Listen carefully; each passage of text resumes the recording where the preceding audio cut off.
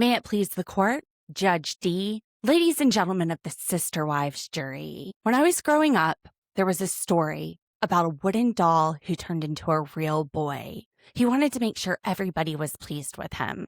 So when he did something wrong, he would try to cover it up with a little lie. At first, it wasn't noticeable. His nose would grow just the tiniest bit. But as he continued to repeat the lie, it became more and more evident as his nose grew longer and longer until it was as long as he was tall. This little boy is Pinocchio. And in this story, or should I say in this episode today, we have two wooden dolls. I submit to you that by the end of season 20, episode 17, it'll be clear who the liars are. Exhibit A. Season 1, Kody Brown had blue eyes. Season 20, they're dark. Evidence he's full of shit. Exhibit B. Sister Wives, Season 20, Episode 17, One-on-One, Part 2. Kody and Robyn are liars. And this episode will prove it. Let's watch. Remote reality, yeah, that's the key. Unlocking stories wild and free. With a host, side by side. Channel surfers, let's ride. Welcome to Remote Reality. I'm Lauren, your friend and attorney host who loves to overanalyze everything, including my favorite reality TV shows and these liars. Thinking liar, liar, pants on fire. That's what we got this episode.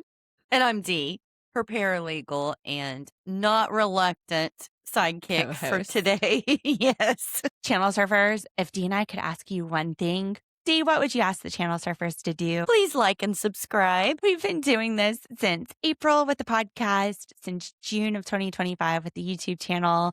We get so excited when we see new subscribers, when we see comments. We love you guys. Thank you so much for channel surfing with us and watching Sister Wives. I'm going to point right here. There's going to be a link. You can click there to subscribe. I did this last week. It worked out pretty cool. We'll see if I can do it again. I think it was down here. Somewhere. Before we jump into Sister Wives, my friend, after we did Traders on Friday, she drugged me out to this dive bar in town. I tried to get my husband to go with her instead, but I was lucky when that got to go. I do have to say, the guitar player we went to see was very good. Such a crowd pleaser, trying to keep everybody engaged. Mm-hmm. Very talented. He also played the fiddle, so it was really neat. And at one point, toward the end of the set, he said, all right, who here is a morning person? And I'm the only one. I'm like raising my hand. That's me. Hi. Mm-hmm. I've been up since like 6. And he says, all right, so, there's the morning person. She's probably sitting there like, all right, man, wrap it up. And it's quiet. So I screamed out, don't wrap it up. Rad dog it. Yeah. They were shocked. There wasn't, and a few people laughed. And he was like, was not expecting that from a morning person. No. What can I say? I don't go out a lot. Anyway, how was your weekend? I'm boring. It was uneventful. No raw dogging. No raw dogging. Whatever that is. I'm not even sure what it is. Jeez. Okay, Dee. You It's say all when- these things, and I'm just like, It's when you have sex without protection. Raw dog. well, it sounded interesting when you said it. Corn dog it. No. Sister Wives. Wow. Kody and Robyn cannot keep their story straight. They got one part straight. They're such peas in a pod. You know what part I'm talking about. The moral One part of their compass. lines. What moral compass? They use that quite a bit. And I remember calling you and talking to you about it, and I'm like, who says that? Who says they have a moral compass? Most people say they have a moral code or, something like that. And you just hardly ever say, I'm a moral compass. My mom does have a book called The Moral Compass that has like poems or something. Well, I don't know. could see it being a title of a book or something, but you don't address yourself as one. The fact that they both kept using that phrase And too. it just seemed Very really weird sus. to me. Yeah. Not yeah. the most sus thing, but we start out with Meri and Jen, right where we left off, talking about that confidentiality clause. And they said it was about money that Meri contributed to Robyn's house. I'm not going to go play by play here. I'm going to sum this up for you guys. And I've got a demonstrative. Get excited. Woohoo. Okay, so what is this dispute over? How did we get to an NDA? Well, Meri and Kody had a Vegas house that they bought in like 2013. And when was it sold, Dee? 2019, 2018? Somewhere around in there, yeah. I think it was. So Meri, for the majority of the time, was living by herself in this Vegas house. She made all of the payments. The deed did have her name and Kody's name on it, which we know Kody likes to put his name all over everything. Now, Kody, when they sold the house, he wanted half of the equity because way back when, Kody and Meri got divorced, the legal divorce, so that, Kody could adopt Robyn's kids. And Meri, out of the kindness of her heart, gave up her legal marriage. The divorce decree said that they would split the equity from this home 50-50. So Kody feels like he is entitled to half of it, and Meri's not disputing it. Meri agrees. Then they move to Flagstaff, and all of a sudden, Robyn needs some money for the down payment on this Robyn mansion. Janelle's living in an RV on Coyote Pass. Robyn's living in this house. It's like 4,800 square feet. Now, Meri took all of the money she made, her half and Kody's half, and gave it to Kody to put as a down payment on Robyn's Flagstaff house. Janelle did the same. I don't know how much Janelle put in, but Meri tells us she put all of it in. That deed had Kody and Robyn on it. I think Janelle during the season mentioned that when she addressed Kody and said, why don't we put all of our names, he gave her the runaround. So Meri, what she wants is half of what she put in. Again, she put in the proceeds from this Vegas home. The court, even though she made all the payments, the divorce court said that you get half of the equity. So let's say they sell it for $120,000. She gets 60, Kody gets 60, but 120 profit. Then all of that goes, the whole 120 goes into Robyn's Flagstaff house. And I don't know if these are the numbers. We tried to look it up. There were just so many documents. And we had a busy day already. What Meri is wanting is the $60,000 out of this house. Even though Kody and Robyn took that money and that $60,000 investment of Kody's, quote unquote, even though he paid nothing to get the investment and tricked his wife into getting a divorce so that he could adopt his other wife's kids. That's how he got his half. Even that being said, she just wants her $60,000, even though Kody's like making all the money off of it. Now, what would have happened if Meri didn't put her half of the equity in there? She could have put it in a money market and made a little bit of interest. Is she charging Kody interest on it? No. Do people usually charge interest on loans? Yes. So sounds like a pretty good deal, Kody, because the interest is what eats people alive. As a debtor's attorney, I will tell you that. So then what happens? They all go and buy Coyote Pass. They all pay into Coyote Pass. The deeds are a mess. We've seen the little breakdowns all season. I'm not sure this breakdown is as much as fun as the ones on TLC, but hey, I'm trying if you're on YouTube. Kody says he paid more into Coyote Pass. They don't argue this, so I'm thinking he must have paid more for something. Maybe this is where Robyn was saying he was paying for insurance. Maybe he was paying the property taxes. I'm not sure. Now, Meri, Janelle, Kody, and Robyn, they each want 25% of Coyote Pass. But Meri, legally, she's only entitled to like 1/3 of 25% of it because her name is on one of the 4 properties and it's on there with 2 other people. So Kody, when he is trying to get all of this settled out, all of a sudden Meri wants something from him. Janelle wants something from him because the way he played musical deeds, they don't have their names on the deeds. So now that they want something, he's going to use this opportunity as leverage to make them agree to settle any and all legal claims they may have against him. Including what they both contributed into Robyn's Flagstaff house. So that's where we are with this episode. We hear from the beginning, though. Robyn, she got paid. That's taken care of. So the issue here is the equity from Meri's Vegas house. And this dispute is where the NDA come up. It's where the backdoor plan comes up. I don't know. Do you think that was helpful? I do. Yeah. It makes more sense now because none of us could understand what the NDA was for. Neither can I. But allegedly, that's what it was for. So let's get into the show. So what happened? They were getting all of the deeds, musical deeds, switched back around. They had a contract for the house. They were trying to get it sold and get everything in order to sell it.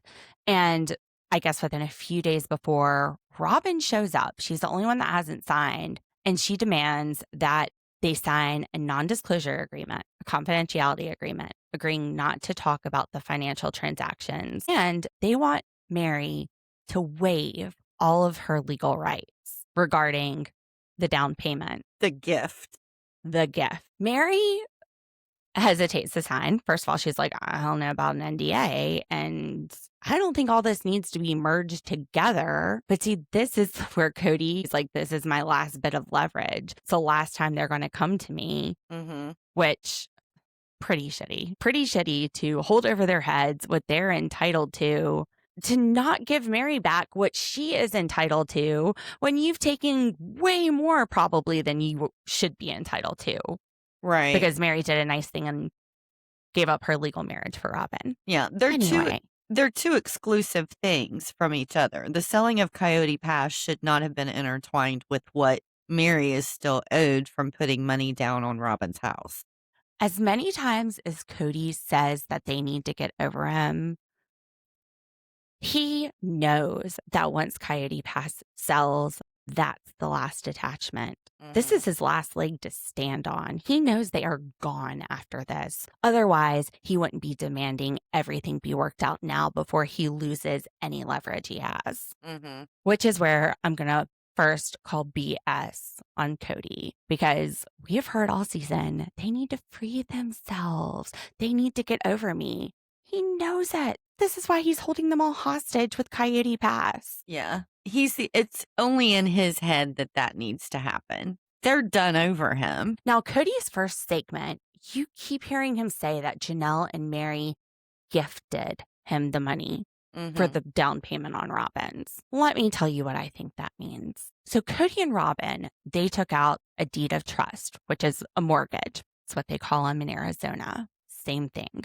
Took out a deed of trust, financed the property, and to finish off the payment for the property, because the financing didn't cover it all, they borrowed money from Janelle and Meri. Now, Janelle and Meri, they can't just go and give them a loan. The bank is only lending them so much because that's all they've determined that Kody and Robyn can pay. So if all of a sudden Meri and Janelle are handing Kody and Robyn loans for the down payment on the house, the bank is going to want to have more financial disclosures, and they probably would reject the mortgage. Whenever somebody is giving money for a down payment, they want to see a gift letter. That reassures the mortgage broker that this is not another loan that they're going to need to pay back. So had Meri and Janelle actually put this in writing as a loan, Kody and Robyn probably would not have qualified for that mortgage. Instead,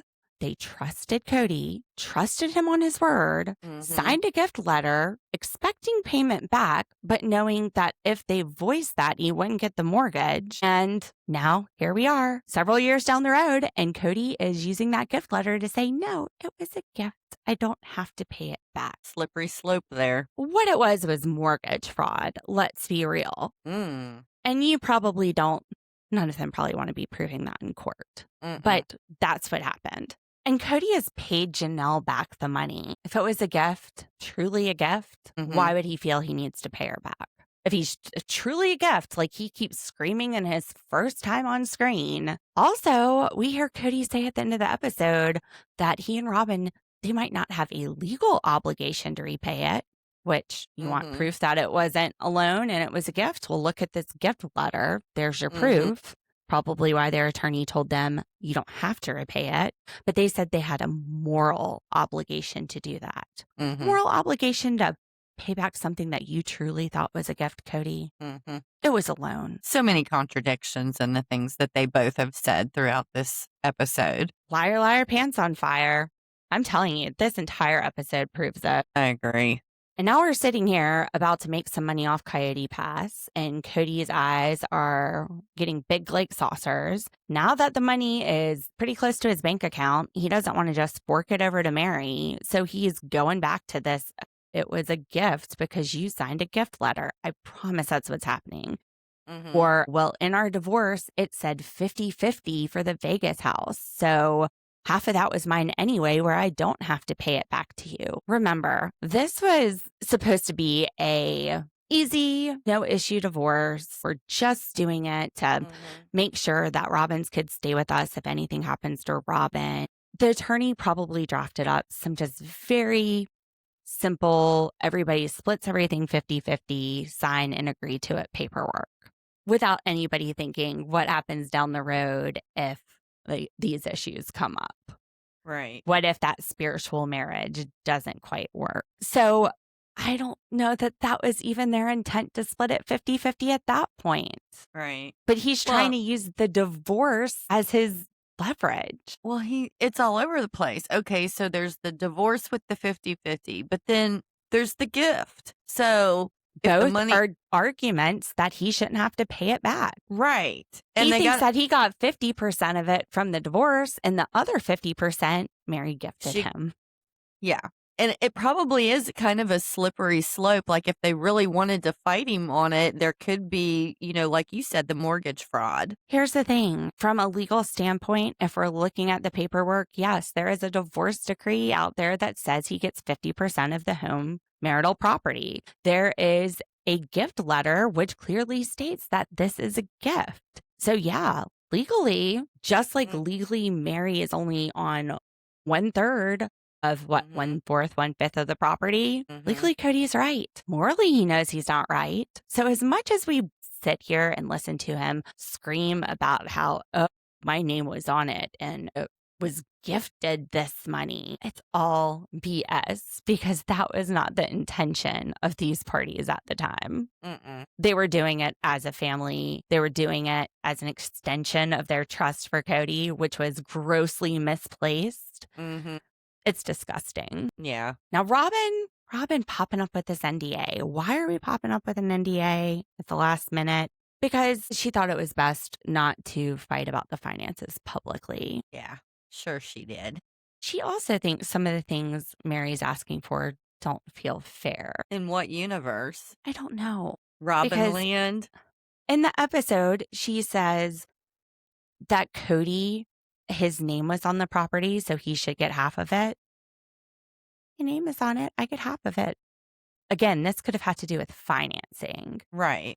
But Meri made all the payments. All the payment. Yeah, she made all the payments on it. When Suki questioned Robyn about that, she said, well, he paid some things like insurance and stuff. I don't know what all he paid. And neither do we, because that's where she ends it, insurance and stuff.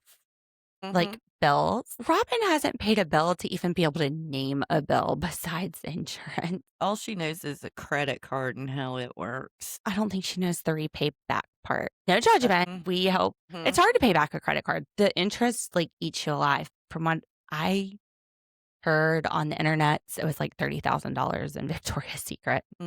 She wasn't really buying food for her family with that.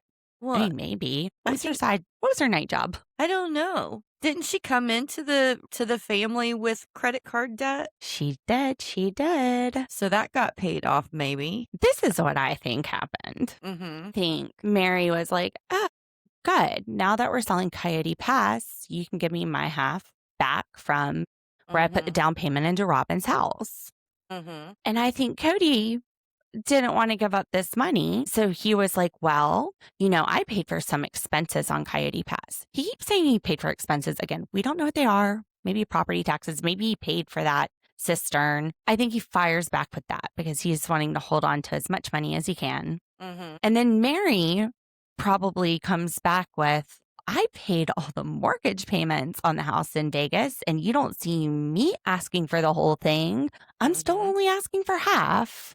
And then Kody is like, oh, well, Meri asked for all of it. Mm-hmm. When she probably was just making a point. Okay, great. You paid for some things on Coyote Pass. I paid for everything in Vegas, and you still got half. Yeah. I don't think they wanted it to come out that she paid for all of the payments on that house in Vegas and then turned around and gave them all of the equity. That's Not a what they good were look. trying. Yeah. That's what they were trying to get quieted. And they still sit there and try to defend it. Mm-hmm. Greedy little bastards. So according to Robyn, Meri didn't want to sign the agreement, even though Robyn apparently pops up a few days before the agreement's over and was like, hey, I'm not signing anything because I want to be fair to Meri. But Meri needs to sign this non-disclosure and this agreement to waive any rights she has to the Vegas property. But this is to be fair to Meri. Remember, I'm not the backstabbing one. I'm the moral one. Meri felt like the non-disclosure was a gag order. She didn't want to consider the money that Robyn and Kody put into Coyote Pass, and she wanted all of the money from the Vegas property. Again, they are spinning this story. Meri said she agreed to 50% of that house going to Kody from the beginning. I really think it was just something that was thrown in his face, and they're like, oh, well, she said it. Let's see how far we can take it. Now, apparently they all signed this NDA. I was wondering at first, did only Janelle and Meri sign it? And that's why Kody and Robyn are so freely talking about it. Janelle says they all signed it. I don't know if maybe they signed it because apparently they started gearing up with this buyer, getting ready to sell because Janelle and Kody were talking about backdooring Meri, and Robyn sat down and stopped it. A civil rights protester. That deal didn't go through, but the buyers were still very interested. So they renewed that deal for it to go through. So I wonder if the NDA was part of that first deal and it was contingent on the sale actually happening. And maybe because it didn't happen, that's why they're able to talk about it. Or they're all just trusting that the other ones won't sue them, which I think we learned enough about trust with these people. Right. Please tell me that's not the case. Well, my thought is maybe once Kody and Robyn started talking about it, then it made it null and void. If they're talking about something that they didn't want talked about, it would give, if they signed it promising not to talk, it would probably give Janelle and Meri the right to sue. Sure. Anyway, I think it was probably something that fell apart with the first. Yeah. That makes more sense. Yeah. Well, Now, I'm confused because I thought the first didn't go through because Robyn showed up with the NDA. Right. But did everybody except Meri sign it?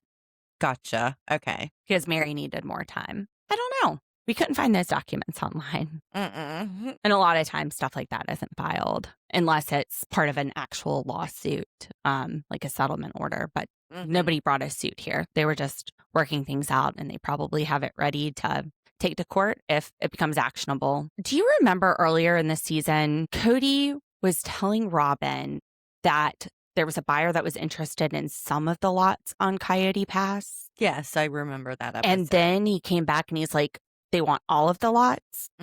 Okay, I've got a theory. What's your theory? I wonder if that was the backdoor plan. They were going to sell the lots that didn't have Meri's name. And then that first deal fell through. And then they came back and Meri had agreed. That would make sense. That would make a lot of sense. That's a good theory. I've got some more theories, but I mean, here's a little mini one. Robyn is talking about the non-disclosure agreement, and she says that was part of the original contract. Like, I sent that over with the original mail. She doesn't say when, though.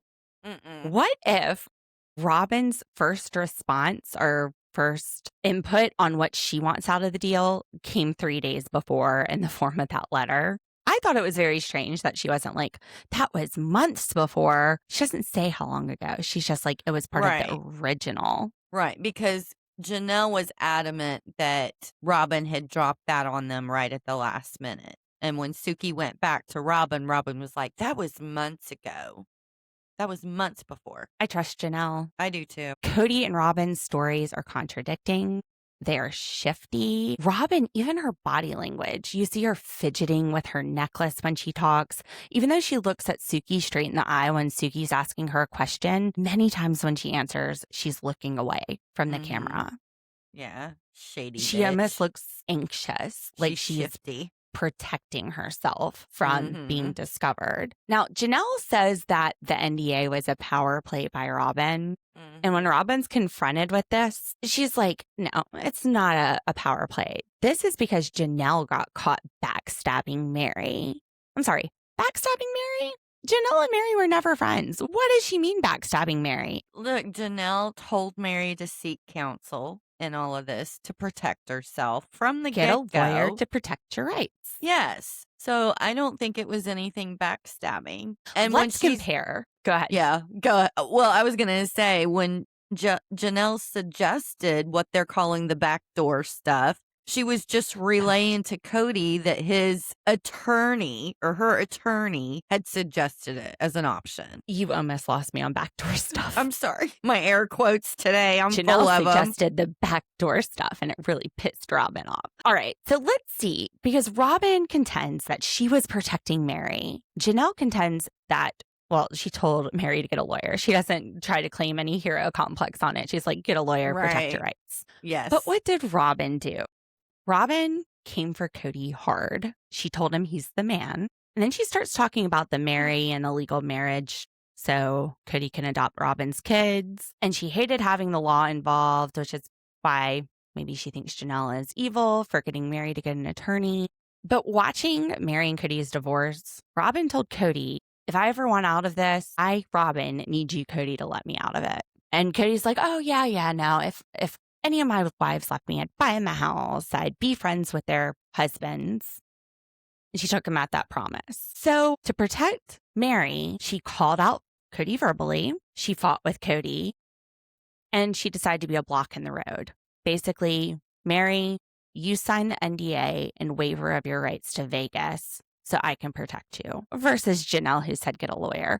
Who, I don't know, crazy idea, Dee. Who did more to protect Meri? The backstabbing Janelle or the moral compass Robyn? For sure, Janelle. I mean, Robyn's just such a saint. I don't know how anybody can live up to this woman's standards. And you know what is the cherry on top of this shit sundae?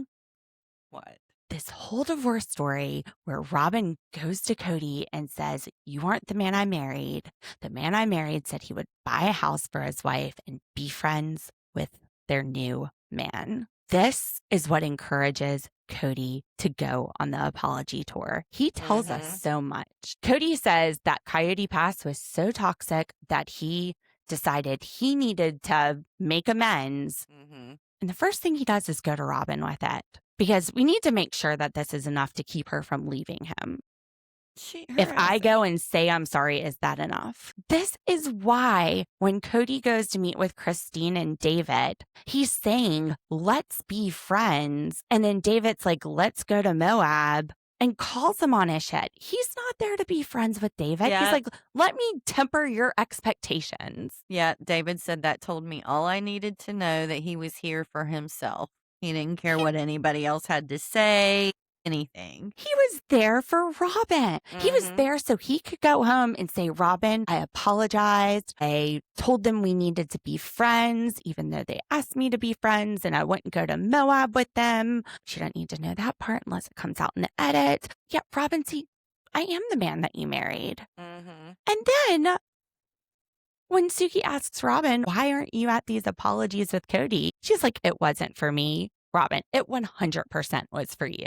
It was, yes, absolutely 100%. She said it wasn't about her. It was about Kody. No, it was about her.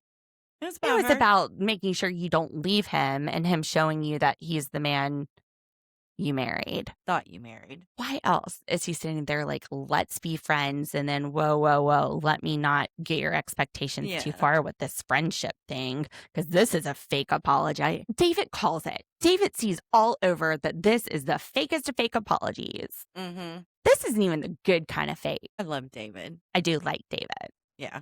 He did say some things though that I know exactly weird. what part you were going to, I know exactly what part you're going to reference. It was kind of weird. When he was talking about her being his wife and she wouldn't go unless he was there, that section. Well, that she's not under Kody's thumb anymore. That's his wife. I get the part where he wants to be there to protect her, from somebody that has hurt her and put her through so much emotional abuse. I get that part. I don't blame him on that part. Kody is doing some weird shit coming up to apologize anyway. She would probably feel safer with David there, which is where I was getting like, I wouldn't let her go alone. Like, I wouldn't, if he said, you're not invited, I would put my foot down. I'm going regardless of what Kody wants. But I think because Christine would feel better with him there. That's how I took that. That whole, like, she's my wife, she's not under your thumb. Like, sounded weird. Felt like he started to say one thing, and this is my impression. I felt like he started to say one thing, realized it was something that he probably shouldn't say, and was just kind of shifting words to make a sentence without saying what he originally meant to say. Does that make sense? Have you ever been in like a situation where you start to say something and you're like, oh, fuck, I shouldn't say that. And then you search for the right words to make it fit where you already opened your mouth. Okay, but then it's he just still a deism. Was saying something that he shouldn't have said. I was thinking more that Kody is just so mind-numbingly frustrated.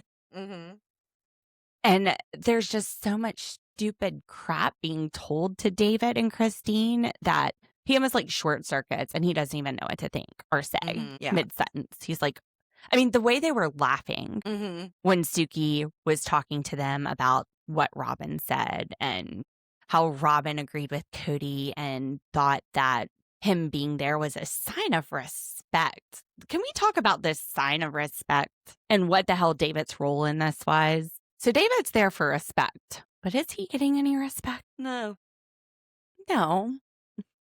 I mean, Kody, like, jokingly says, you know, he wants to have a conversation. And I'm not there to talk to David. I'm there to talk to Christine. And at one point, David, he's empathetic. He says, Kody, I get that your anger was probably just fear at first. And Cody's like, oh, that's nice, David, but I'm not done with my apology. So anyway, I used to love Christine. What the heck? Like, he doesn't give a flying flip what David is saying. So why is David there? Not for you to show him any respect, unless him just sitting beside his wife is showing him respect. But the way Kody was talking to David, it was not out of respect. Even when David brings up the kids, that Kody needs a relationship with his kids, Kody just cuts him off and is like, you're not talking. He's rude. Kody is rude. He was rude. And, you know, what respect? What? There was no respect there. I don't even understand what Kody was talking about, honestly. Like, honestly. It just sounds like a good word. It like does. Moral compass. Yeah. It was totally unrelated to the way that he was treating him. Because he was not treating him respectful. At one point, Suki asked Kody, is Meri not signing the NDA because you're screwing her over, basically, and she won't be able to talk about it? And Cody's like, well, I just wanted it as a bargaining chip so that, you know, she would only take her fair share. What a her weasel. Fair share of the Vegas home. But if she was getting her fair share, then why would you need the NDA? Exactly. Contradictions. And my guess is that he either thinks once everything is calculated, once somebody actually pulls out a calculator and looks at the numbers, Janelle probably already has, which is probably why she told Meri to get the lawyer. That Kody is going to owe Meri some money, or there's an argument that they break even. Because you know that if Kody thought Meri owed him any money, he wouldn't be like, let's sign an NDA and forget about it. Oh, he'd be telling the world if she owed him money. He knows he's on the wrong side of this. They both know it. Him and Robyn both. That's the reason why they're so willy wonky. All over the place with their words. One of the reasons. Wonder if dating Kody leads to brain cells dying, and that's what we're seeing with Robyn. Am I giving her too much credit for having brain cells in the first place? That's what I was starting to say. You hit that one right on the head. So here, another part where I'm just like, get your story straight. Kody insists that he told Robyn not to sign it. Robyn was not the one holding everybody hostage with this NDA. That was Kody, because he wanted to get everything summed up. He wanted to get it all taken care of. And Suki, it's like, well, did Janelle know that that was the plan? Because she kind of thinks this NDA come out of nowhere at the last minute. And then Kody's like, no, Janelle was panicking because, backstabber, which we'll get to the whole backdoor deal in a little bit. He continues to insist, though, this was me. I'm the one that told Robyn not to do it.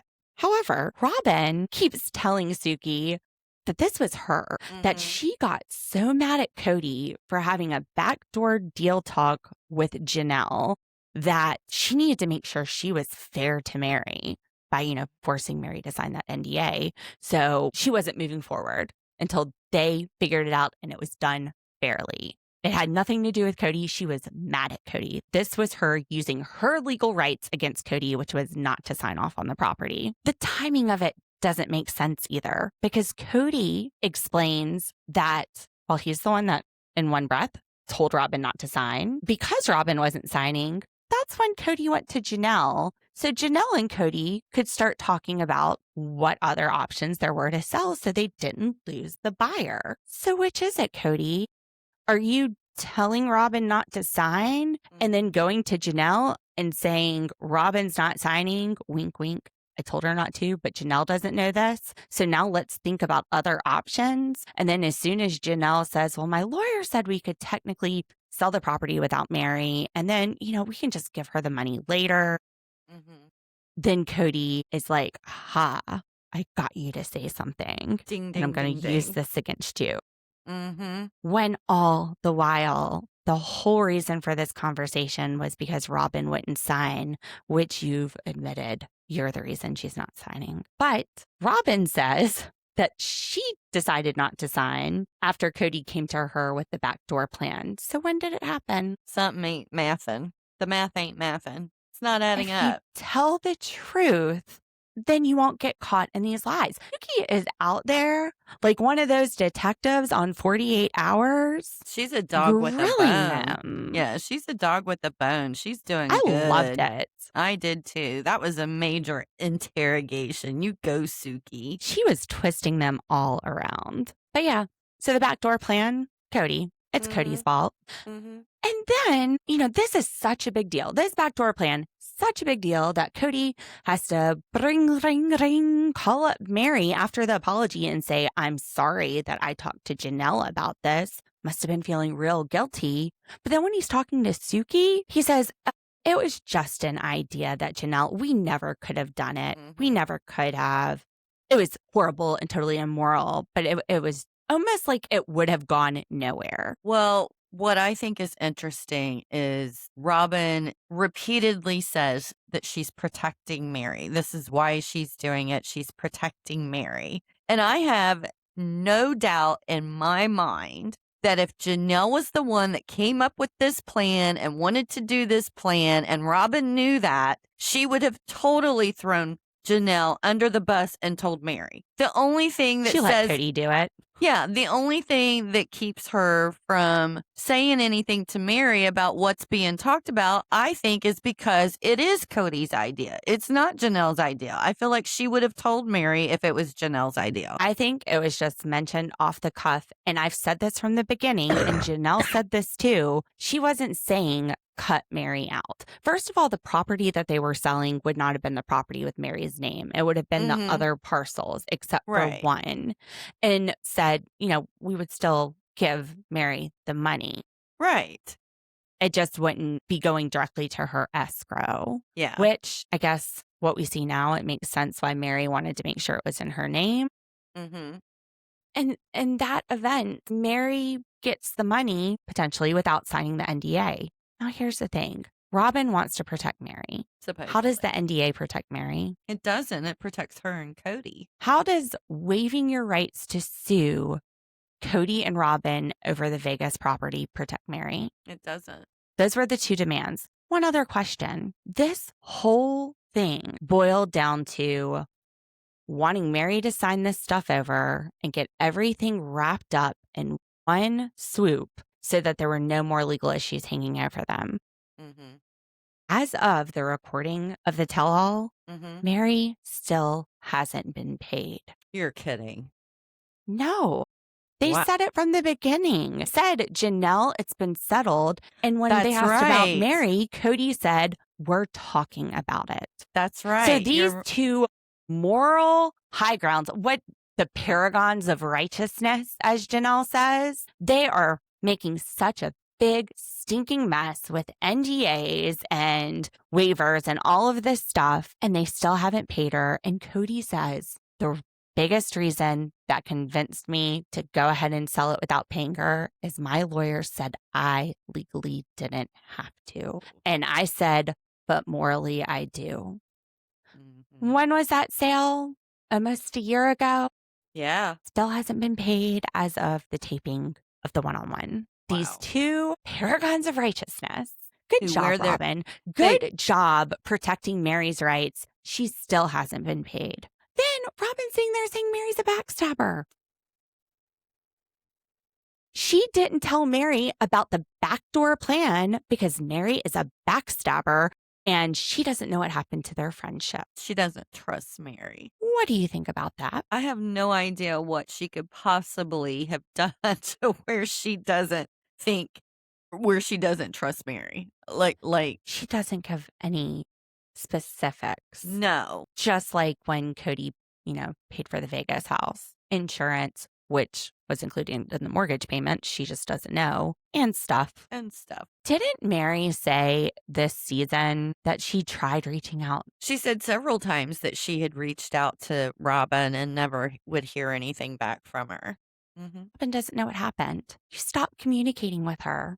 Although she's going to blame it on, she got divorced from my husband, so now she doesn't like me. No, she tried reaching out to you and you ignored her. The lies. There's pants on. So given all the evidence so far and just part 2 of the one-on-ones, Robyn saying we're going to do this the right way and make sure this happens fairly for Meri. The lie detector test determined that's a big fat lie on the lie detector test. Anyway, do you have anything to add about the properties? No, I just found everything so contradictory in this episode between Kody and Robyn. And I'm like, they're definitely lying. There's just no way it's that hard to be on the same page unless you're lying. So many lies. Now, Christine, she says that she thinks everybody has a little bit of the truth sprinkled into their stories, but everybody's also saying something that's 100% false. I thought that was interesting because this question came from Suki asking about Janelle, who is one of Christine's buddies. Mm-hmm. I wonder if that's like maybe Janelle, even though she's saying she wasn't, like, come on, let's just sell it. Maybe she was pushing a little bit harder. She may have if she thought that there wasn't a good reason for the holdup. I don't see a bad reason for just selling all the properties except Meri's and sharing 25% of that with her regardless. Again, now we see why Meri's worried because she still isn't paid back for her down payment on Robyn's house. Right. And Robyn and her fake tears. Oh, for fuck's sakes. I think we're so used to them damn fake tears. It's not even funny. It's just so hard for her. I know she acts like she just gets so mad at herself when she starts crying. And I'm just like, mad that she's not a better actress. Something. She needs to go take some acting lessons. Her moral compass crown is a little tilted. Well, according to Kody, it is the moral compass of the whole Brown family. Meri's like, oh, probably just you and Robyn. But then Suki's like, no, he said everybody. And Meri's like, fuck, she ain't my moral compass. She's broke. Yep, I got my own morals. I don't need her compass. That compass is just spinning. She doesn't know which way to go. We see that in this episode. Robyn can sit and spin on that moral compass. That's what. I don't know. Meri might want to sit and spin on the moral compass. I don't know if her and Ron are hooking up yet or not. They're all just dumbfounded by why Robyn thinks she's the reason that it's there. Besides the paragon of righteousness, Janelle, props for the intelligent insults. Which, do you see how the big words roll off her tongue versus Kody? That's word of the day, toilet paper. Yes. Meri is just confused. She's like, Robyn says she's the fair one, but I don't know. She's rude. Rude to say that she's the moral compass for all of us. And then Robyn is really confused as to why Meri would distrust her. Mm-hmm. She's like, I haven't done anything for Meri to distrust me. I get why she distrusts Kody, but I have a strict moral compass. I don't put up with this crap. I don't know. Maybe because you don't answer her phone calls. Maybe because when you showed up at Coyote Pass, you didn't even get off your butt to go say hi to her after she's been waiting for you for an hour. Maybe because you're trying to make her sign an NDA and dressing it as I'm protecting you. You know, this is the part of the conversation that I thought Robyn exhibited some, like, almost angry. Like, she was almost angry in her agitation. She was raising her voice. She was really pissed off with this question. Well, do you think that's why she says that she doesn't trust Meri? Is she playing girl games? You don't trust me, so I'm not going to trust you. More than likely, because honestly, she's the only one I see doing it. Everybody else says it like it is. She's a bunch of word salad that doesn't make a lot of sense. Now, Kody does say, if we're talking about the little hints of Suki's like, well, why was Robyn the last one to sign and not you? And Kody said he signed first, so he couldn't like back out of it. So he had to hold Robyn hostage and not use her signature. Channel surfers, I've got receipts. Let's take a look to see who signed when.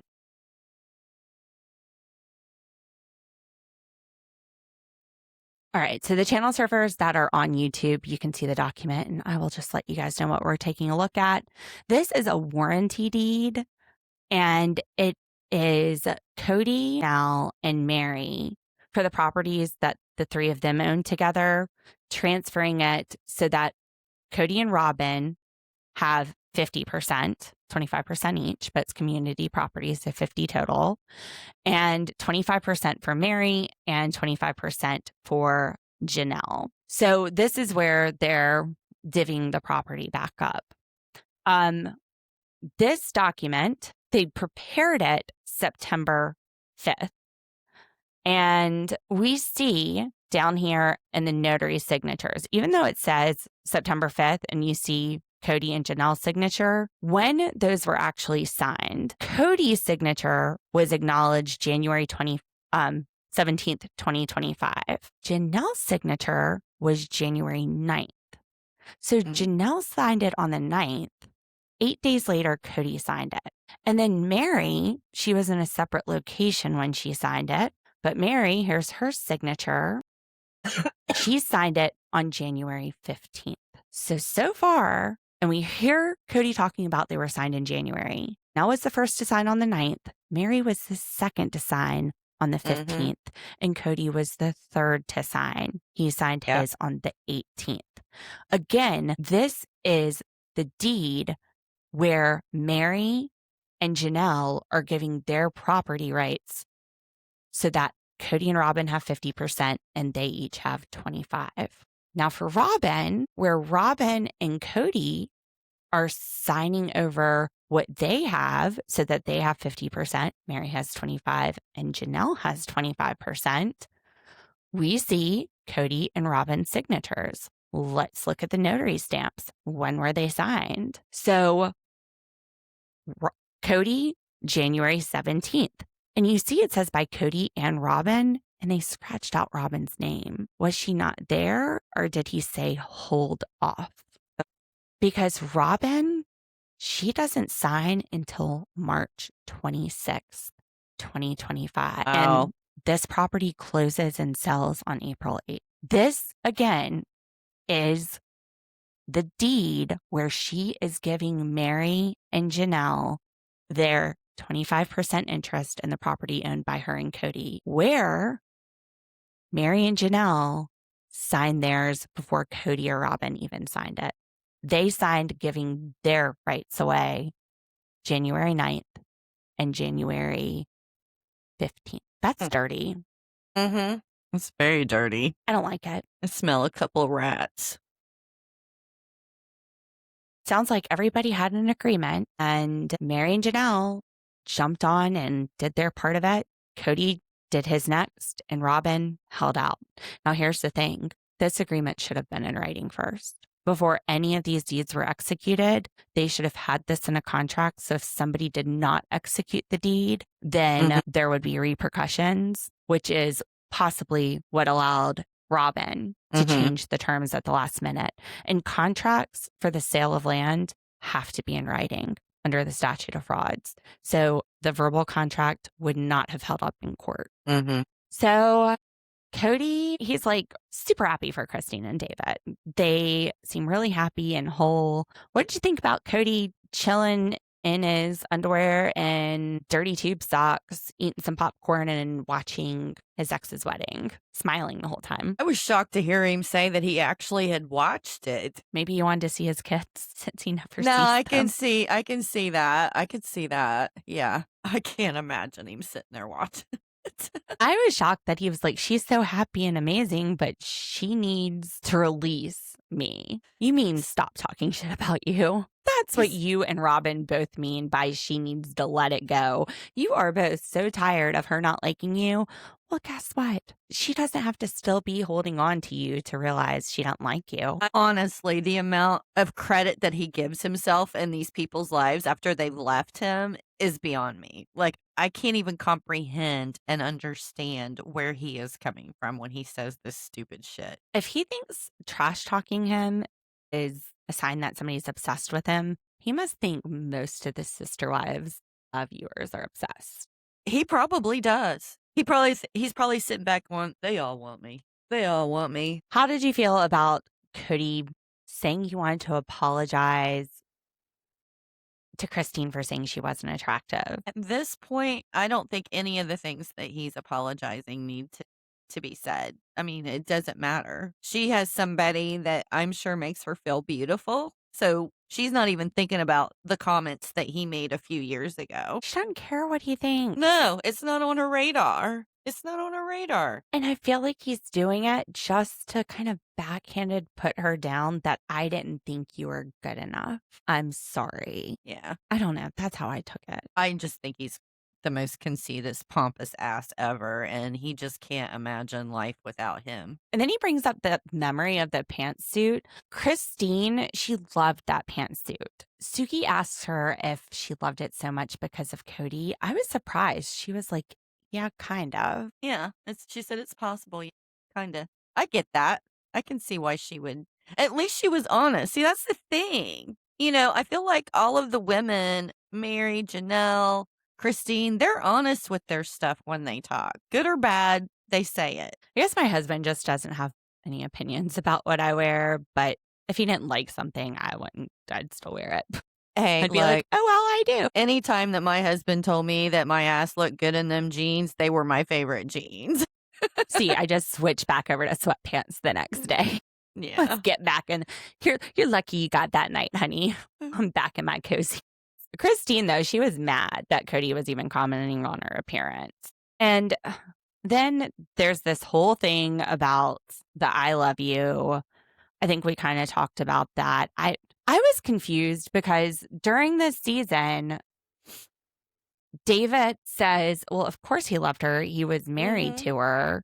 But then I was like, well, the way he was talking, did Kody say he like presently loves her?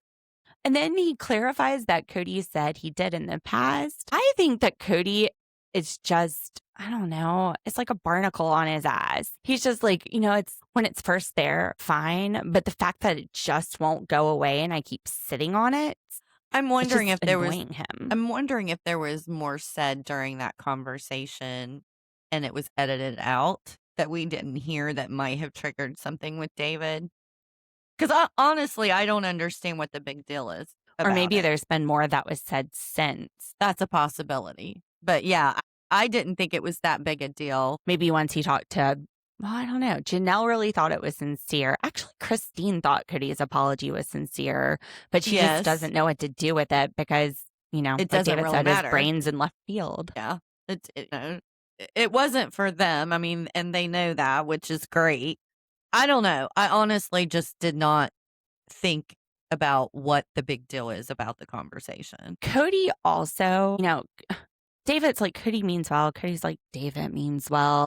He says that David's a guy and he thinks he has his shit figured out. Whereas Kody, he's a polygamous guy, so he knows he doesn't have his shit figured out. And that's the difference. Kody knows he doesn't have it figured out and David thinks he does. Kody, maybe you're the only one who doesn't have your shit figured out because David's giving you some pretty sound advice. That's what I was thinking. I'm like, dude, you might want to backpedal on that because I think David has him pegged. He is right on the money every time he makes a comment about Kody. It's not the way Kody sees himself. Ah, It's the way everybody else is seeing him. But he's got them rose-colored glasses on, needs to take them off. there was one point here where he was like apologizing to himself. I can't remember what part it was. Now, Robyn, when Suki asks if it's awkward that Kody said he used to love Christine, Robyn was like, well, yeah, it could be awkward. I was like, okay, like she's acknowledging it. Although it's like she had to think really hard to come up with that part of the answer. And then she's kind of just flips it and she's like, or he could be enlightened and realize that this is something that could heal her. Okay, so if he thinks it's weird, he's not enlightened. What kind of enlightenment is flying out of your ass, Robyn? Sparkles and rainbows, apparently. What does it take for you to realize that she doesn't need Kody to heal? There is nothing Kody will say. The most healing thing would be for him to go shut himself in a house with you and never come out. That's what I was wondering when she said it. I was like, why do they constantly believe that these women need to heal from the breakup of Kody and them and let him set them free and stuff? What kind of hog shit are they smelling or drinking? It's ridiculous. It's simple. They can't say, stop talking about what horrible people we are. They tried to sneak that in and strong arm it into the Coyote Pass argument, but that doesn't really sound like the best PR. So instead, what they're going to do is say they need to heal. If they healed, they wouldn't talk bad about us. Bullshit. You can be healed and still not like somebody. Yeah. I mean, at some point, you're not going to care enough to talk about them. But then again, these people have children with Kody. So it's not like my exes where they can just disappear out of my lives. Right. And I probably would do a little smack talk here and there still. Well, it sounds like they were still in my life. It sounds to me like they have some kind of grade school mentality. Like if they're mean to you, they must like you kind of bullshit. You know what I'm saying? Not girl games, toddler games. Yeah. That's where it's grade school 101. If someone is mean to you and talks about you, they must like you. So we need to make an apology tour. No, remember the apology tour was to prove that Kody is the man that Robyn married. So he had to go and torment the rest of the wives to keep Robyn. The sad thing is Robyn believes this bullshit. It's not just Kody. She actually is feeding into it as well. I think she's tired of the bullshit. And even though she's like the center of it, she's tired of them talking smack about her. So the apology tour sounded like a good option. David's like, look, I'm speaking out of logic and common sense. And Robyn, she just woo-woo. She is nonsensical. That girl just got off the spinning teacups at Disneyland and she didn't know her ass from her elbow. So they laugh. They're not going to listen to her. No. They don't care. He made a good point. He goes, if my ex-girlfriend came and sat down beside me, how would you feel, Christine? You'd claw her eyes out, right? It's a little different because your ex-girlfriend doesn't have kids with you. There is that. But I feel like David gets that. You hear him talking about how Kody could heal this relationship with his family, but instead he just took over and made it all about him. Yeah. What did you think about David's response when Suki was like, would it have been safe for Robyn to be there? Oh my gosh. I can't even remember. What did he say? Where adults are not getting in food fights. True. I don't know. Food fight might have been fun. I threw a sandwich at her. Piece of bologna. I was going to say, I think the food fight might have been some fun. Maybe throw some of them what was it? Especially Strawberries if there were on dogs around to come eat it off of her. She doesn't like dogs. She kicked that dog in the one season early on. Well, they say dogs are a great judge of character. Christine makes a great point too. She's like, why would Kody listen to Robyn? And why would Robyn tell Kody, hey, honey, go talk to your exes by yourself and tell them how much you love them? What world are we living in? The world where they want you to stop talking shit about them. I mean, it's that simple. Plain and simple. Well, or maybe they thought he could actually pull off garnering some sympathy from viewers or something. Because, we all see this bullshit day after day. Every time we watch he's just so full of it. And that, ladies and gentlemen, you have seen this episode. And in closing, the reason for all of this is Kody and Robyn. They don't want people talking trash about them. They both mention people talking trash about them. The NDA is to try to silence them so they don't talk trash about them. Lies about Janelle, bringing up the backdoor plan. It's to try to distract and make somebody else look bad with any little thing that they can find and twist so that they're not the bad guys. Meri backstabbing Robyn without any evidence that that happened. Again, trying to make themselves look better. Long and the short of it is, they're bad people. And this is why we see them twisted in their lies. And this is why the stuff they're saying doesn't make sense. This is why they want an NDA. And this is why there was an apology tour, because they hoped they could force forgiveness and keep their mouth shut that way. What are your final thoughts? Judge Dee, would you like to make a ruling? I think I've said everything already. I'm good. Well, you're the judge. What's the ruling? Guilty. Liars, All right. liars, pants on fires. Channel surfers, that is the end of our episode. Thank you for listening. Dee, one of the channel surfers said that you need to talk more. And I'm like, I try to get her to talk, but she makes me take all the notes and carry the whole conversation. I don't like to talk very much. I'm sorry. Maybe tomorrow she'll do a few segments. I don't know. I just like to add my 2 cents. I don't like to have the whole, 8 cents or 10 cents. I'll keep pressuring her. Thanks for listening, channel surfers, and we will see. Make sure you like and subscribe, leave the 5-star reviews, and we will see you tomorrow with 90 Day the other way. Bye. Let's ride.